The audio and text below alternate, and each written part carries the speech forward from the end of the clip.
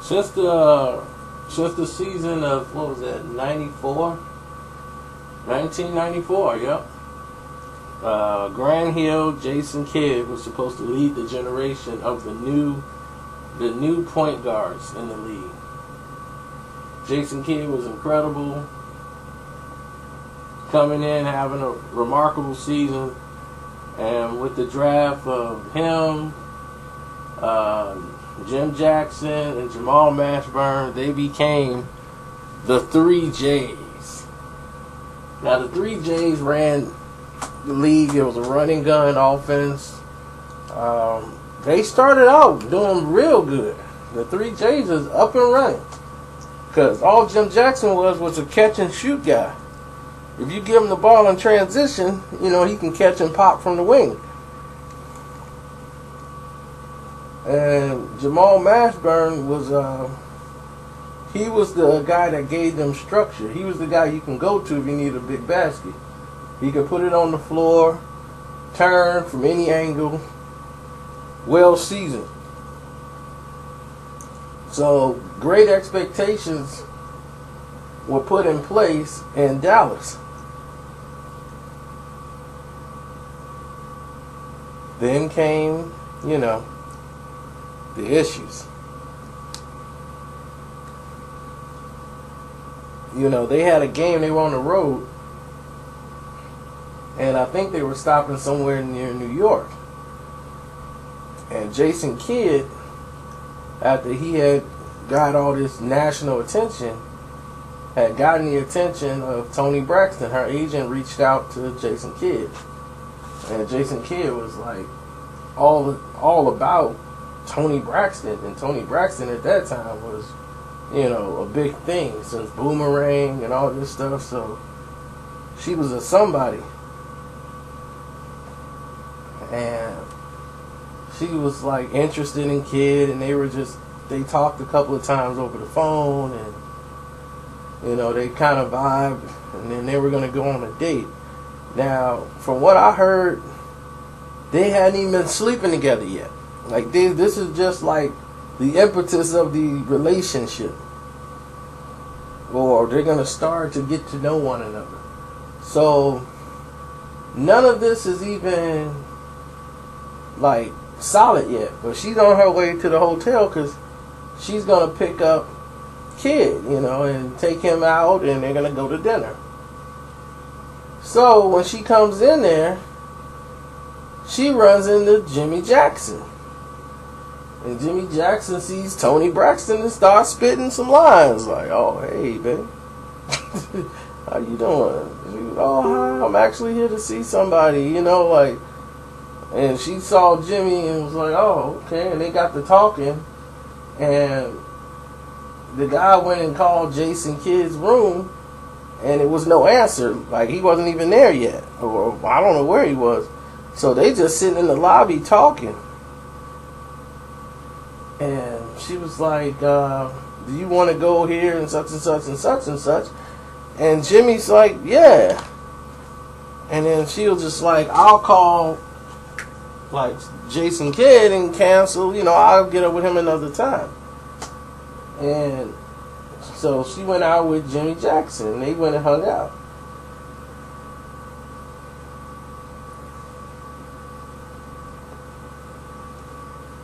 Now,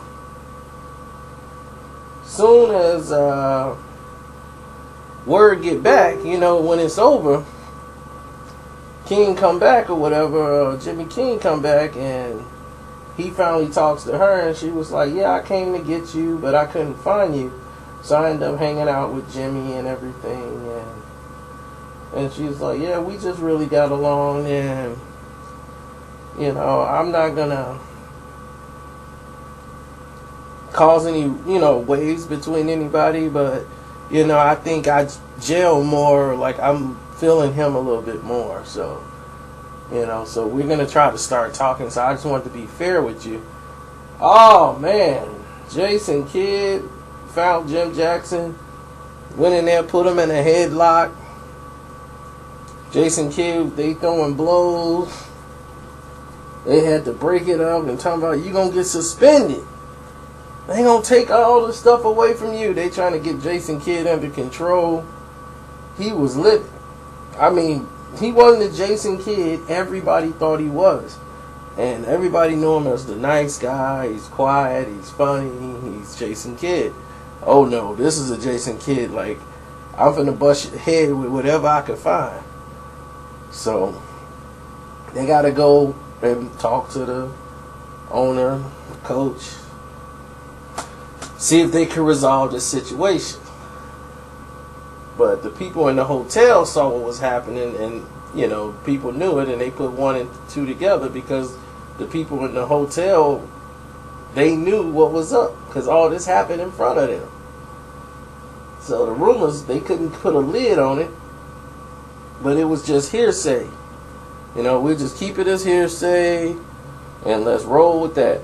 So when they asked Toni Braxton, and she's like, no comment, then she put out a song called Secrets that come out, and everybody's like, oh man, she talking about Jason Kidd and Jim Jackson in this song called Secrets. Oh man, she messing with both of them. So, you know, she was just eating up the fame, but it was destroying Dallas. It was destroying Jim Jackson and Jason Kidd.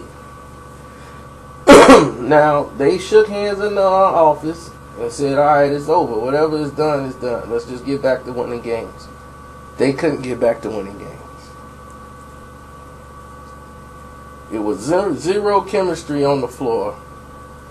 Guys are running the spots. Jason Kidd is giving him the ball, not when he's supposed to, and he's not hitting them on time. Jim Jackson's struggling. Kidd is struggling. And next thing you know, Kidd's just like, I'm out. I can't deal with Jackson no more. He became just hard to deal with in the locker room. He don't want to be involved in a lot of stuff. Jamal Mashburn's like, look, we're a team. If we not going to fend for a title. Jason Kidd didn't care about winning the title with Jim Jackson. He did not want to be on that team. So he went up to the coach and demanded he be traded. Like, look, y'all got to trade me. I can't stay here. And so the team did it, just that, because he wanted to be away from Jim Jackson that much. So they went ahead and traded him to Phoenix. And when they traded him to Phoenix, you know, all hell broke loose. And the reason why all hell broke loose is because he was putting up 50, you know, like triple doubles. I mean, scoring at a rapid pace. He was a madman. He was on a mission. You should have seen all the stuff Jason Kidd was doing. He was playing possessed. But his personality is changing. Like, this guy has got, like, blonde hair. You know, he's just, like, wilding out. And it was like, he's got the, instead of the clean cut, he's got the goatee. He's just hanging out, drinking every night. But he can still play the game. But this ain't the Jason Kidd they wanted. You know, and it was just really, really bad. So, as everything started to like simmer down, Kidd met this girl off Sports Illustrated swimsuit issue, had his agent go find this woman, and was like, I like her. So he brought her around, this girl named Joanna, and he married her, and it's like, I'm going to make you my wife. And sure enough, he did. And they had a kid together, and everything's going good. And next thing you know, there's a 911 call. And it's the wife of Jason Kidd, because Jason Kidd just keep popping her in the mouth. And she tell him something, and he'll get mad and throw attitudes and fits. And he's striking her in the face and stuff. In Arizona, domestic abuse is like, especially if you mixed or African American, you really facing some jail time. But the fact that they love Jason Kidd, they didn't want to see nothing bad happen to him, so they ended up trading him to New Jersey. They was like, we just got to get him out here as fast, and we got to get out. We got to get this disaster out of here and get this out of Phoenix. So after taking a plea deal, Phoenix got rid of him, sent him to New Jersey. He over there caused so many different things to happen for New Jersey. Basketball court, he was unstoppable. But kid is only in New York. He's hanging out at strip clubs. He's sleeping with this girl still from Arizona, Sacramento. The girl that was the television reporter. A net season ticket holder. Employees. He was sleeping with a cheerleader that they had from the New Orleans Saints. He was out of control. Wild drinking, hanging out all night, and all of this stuff came out when he was going to file for divorce from Joanna back in 2007.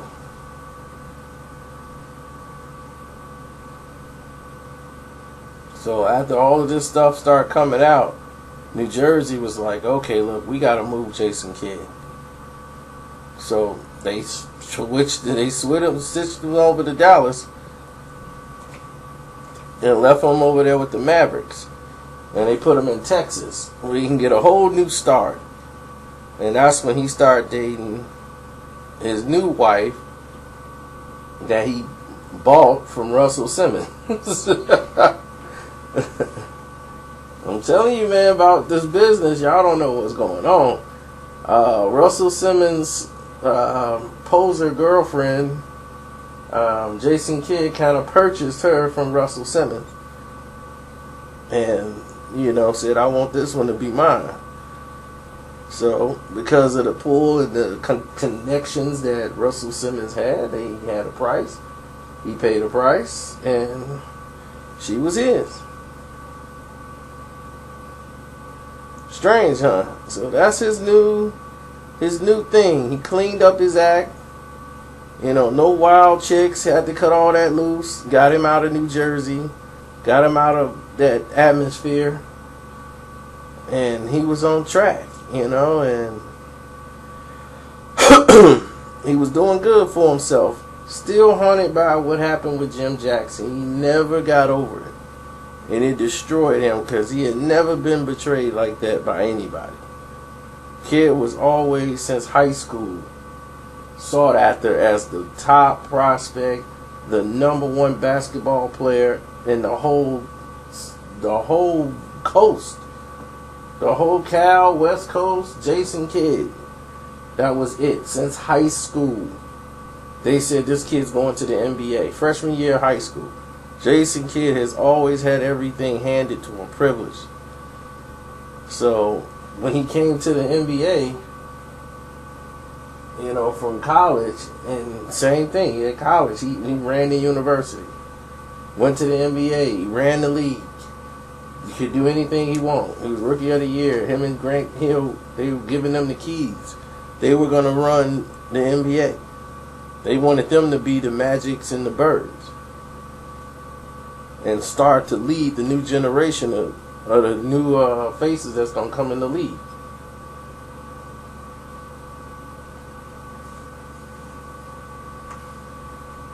So, he got a championship ring in Dallas in his last year.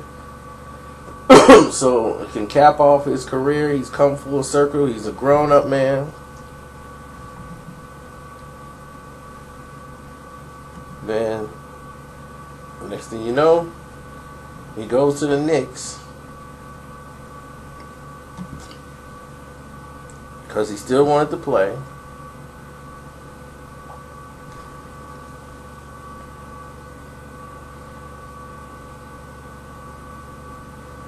And he got carried out of the club. I think he was in the Hamptons.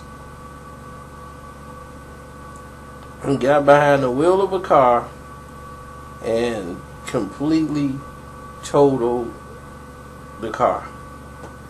He was hammered.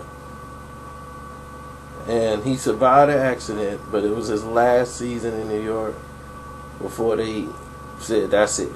We can't let Jason Kidd back playing in the NBA.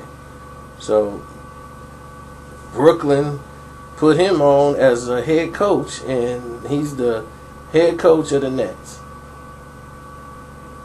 Then was the Lawrence Frank situation. They felt Lawrence Frank was really coaching the team. When Kidd begged for him to get on the team, then he had to demote him. Lawrence Frank, they had to demote him, and so that Kidd could take over, because he basically had Lawrence Frank being the voice there, so the players didn't really respect Kidd. They was mostly looking up to Lawrence Frank. So Kidd started being more assertive and more in charge. So that's why he demoted Lawrence Frank, because they were losing games and he needed to be more involved and more assertive for what was going on. But they made it to the second round of the playoffs. And they did pretty good for themselves, but at the end of the season, Kidd was basically on a one-year deal anyway, just to try to kick off the season while they try to find a coach. And with Derek Fisher and Steve Kerr getting big deals, he kind of said Kidd was kind of thinking that, he could stay with Brooklyn. And they were like, no, this is a one-year deal. We told you, Jason. This is a one-year deal. We want to just keep you here while we got a coach, but you can get some experience being a head coach. So he's like, don't worry. They traded him to Milwaukee, and the Bucks needed a coach. But the thing is, Larry Drew never knew what was going on. So he told the general manager, John, to watch his back. Like, hey, man, watch your back, man. And he's like, the Bucks just gave up a 2019 pick and a second round pick in 2015. Traded those picks away. 2 second round picks so they can get Jason Kidd. Well, let's see how that pays off. I don't see Kidd being that assertive as a leader on the team. But we'll see what happens. As for Jim Jackson, he never recovered from that, because Toni Braxton basically played him. And then after the fan was over, he could never get back in contact with her. And she just played him like a fiddle. And he was like, oh, okay, I just got to move on. Because there was no way they could date now. It would ruin her. And it was just for that time. And that one time just ruined everything. That one date ruined an entire team. And Jim Jackson just was floating around the league, just being a journeyman, playing on teams, being a role player. And that's how his career ended up. And it's a shame. But that's what happened.